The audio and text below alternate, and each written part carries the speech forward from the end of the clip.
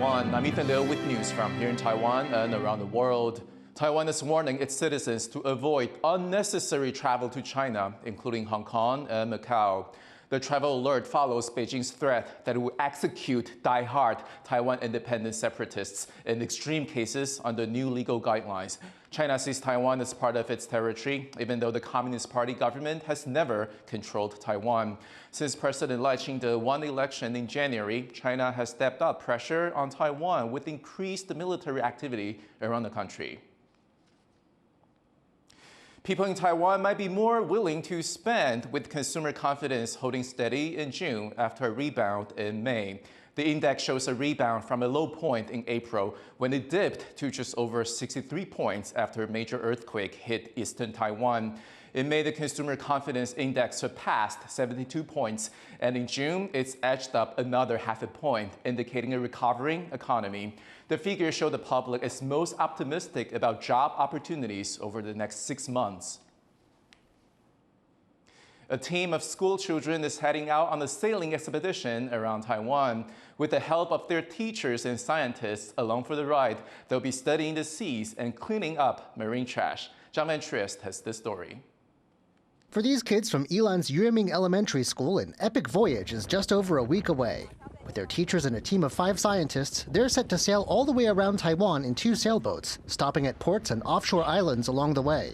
The journey will take them 28 days and see them travel 2,000 kilometers.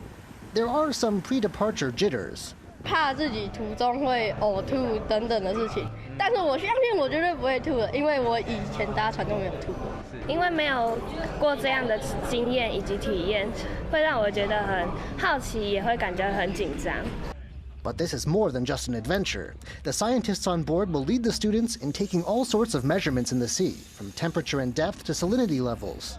They'll also be monitoring and hauling up marine garbage, observing microplastics on the ocean surface, and surveying the pH and oxygen levels of seawater. 然后呢，他们会携带价值250万的科学仪器，然后上我们的帆船，跟着小朋友一起航行。在过程中呢，会教导孩子们去观测洋流、波浪、海水的水质，还有湖菌的特性等等。And this won't just be a learning experience for the young sailors.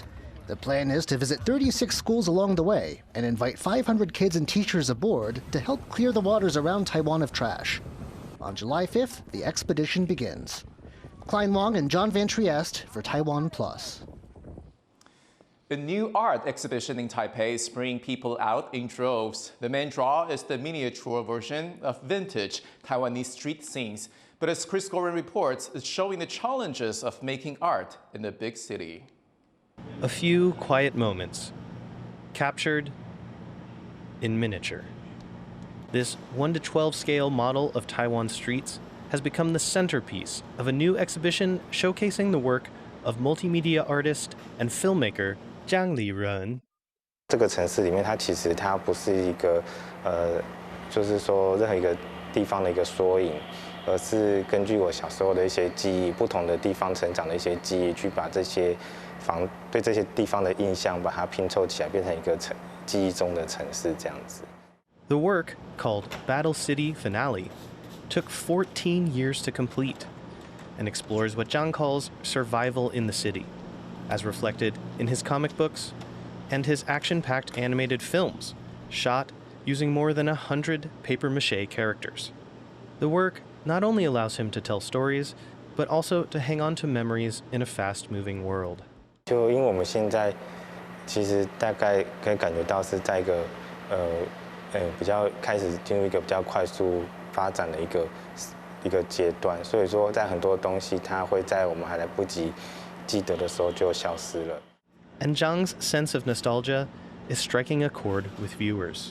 所以其实在拍照的时候，从镜头上看过去，或是其实用眼睛去看的话，你都会觉得这是一个小时候的回忆。对，所以是还蛮怀念的。 就很多小时候的回忆，像幼儿园的娃娃车，就黄色的那个，就我们小时候真的都坐过。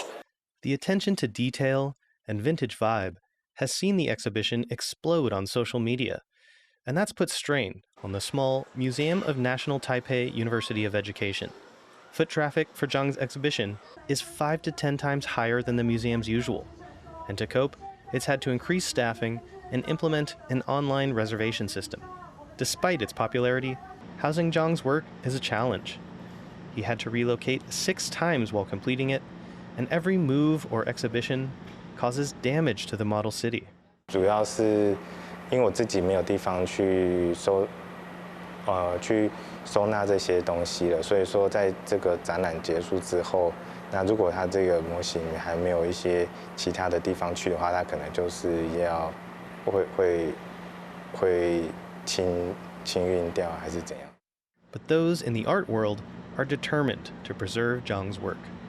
因为这艺术家张立人的作品，其实大家都可以看得到，这个作品是多么的特别，而且是无论是在各个层面的意义上，其实都对于台湾的整个当代艺术的发展上面，应该可以是留有一个艺术史上的一个位置啊。The museum says it's reaching out to several venues interested in permanently housing Zhang's work. They're optimistic, but the search continues. Whether on the screen or in person, this little city leaves a big impression. It's now up to those who find value in these kinds of unique artworks to make sure it stands the test of time. Kamashu and Chris Gorin for TaiwanPlus. India and China may not be on the best of terms politically, but their shared cultural history endures. Sally Anson traces one family's unique story from India's oldest Chinatown. 像就拜拜，每天拜早餐晚餐。 For 75-year-old beautician Liu Lingying, worshipping both Buddhist and Hindu deities is a daily ritual. Born and raised in Kolkata, her upbringing immersed her in Indian and Chinese cultures. 没有读过书没有读过书，爸爸就很辛苦啊，就没有读过书。13岁的时候就做美人，爸爸也很辛苦嘛，没有人看他。 Liu's father was one of thousands of Chinese emigres to this port city in western India, a migration that began in the late 18th century and at its peak reached some 70,000. It created a close-knit community that contributed to social and economic life. Here in Kolkata is Tiretta Bazaar, India's oldest Chinatown. The architecture, handicrafts and cuisine embody a cultural pluralism built here over the last 2 centuries. But now modern development is threatening this relic of the Indian-Chinese connection. In recent decades, many residents of Chinese descent have moved out, taking much of the bazaar's Chinese identity with them. Moving in, chain stores and construction projects. In 2022, the non-profit World Monuments Fund declared the area a heritage site in need of urgent preservation. But for Hoi Wa-Wu, who has been a caretaker at this local temple for almost 50 years, changes to the community are inevitable. जो बचा है अभी ये है heritage में heritage हो गया है अब ये अब 15-20 साल तो हम लोग रहेगा उसके बाद में क्या होएगा ये तो कोई रहेगा नहीं. But Liu is among a few dozen who have stayed, and she has no plans of leaving. Her family has grown, and her eldest son has married a Muslim Indian woman. When they come, we party, we enjoy ourselves. Like, they know everything about me, like, you know, me being from an outcast even, but they've never shunned me in any way. They have always put me up there. Like, even my mother-in-law, they've always put me up there. While the Liu family may celebrate their multicultural identity, outside their home, what remains of their heritage is crumbling, a challenging reality that people here know they have to learn to embrace. John Su, Suvan Pal, and Sally Jensen for TaiwanPlus.